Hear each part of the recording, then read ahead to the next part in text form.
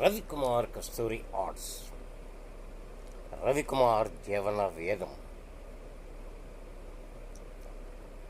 అన్నిటికీ మధ్యతరగతి కుటుంబాలకి సమస్యలు. మోసం చేయాలన్నా మధ్యతరగతి కుటుంబాన్నే చేస్తారు.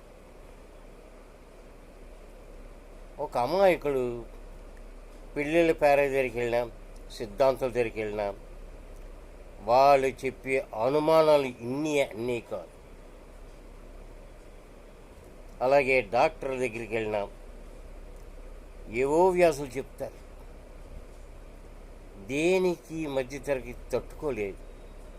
మోసాలన్నీ కూడా మధ్యతరగతికి, అత్యాచారాలు కూడా మధ్యతరగతి పిల్లలకి.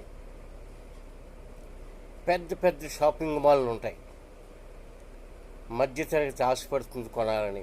కానీ ఒక 2 ఐటెంలు కొనడానికి తన జీతం పూర్తిగా ఖర్చు అయిపోతుంది.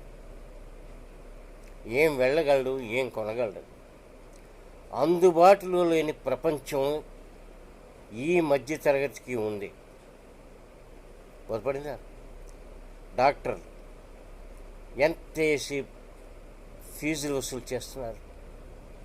ఫేక్ సిద్ధాంతులు పెళ్ళి అనేటువంటి ఓ వీక్నెస్ పెట్టుకుని రకరకాలుగా హోమాలు యజ్ఞాలు చేస్తున్నట్టుగా నటించి మధ్యతరగతి పెద్దల్ని మోసం చేస్తున్నారు. అంటే అందరూ కాదు, నేను మాట్లాడేది ఫేక్ గాళ్ళ గురించే. ఏ ఫేక్ గాళ్ళు అయితే అన్యాయాలు చేస్తున్నారో వాళ్ళ గురించి నేను మాట్లాడుతాను. బలైపోతున్న మధ్యతరగతిని చూసి మనం బాధపడవలసిన పరిస్థితి ఏర్పడుతుంది.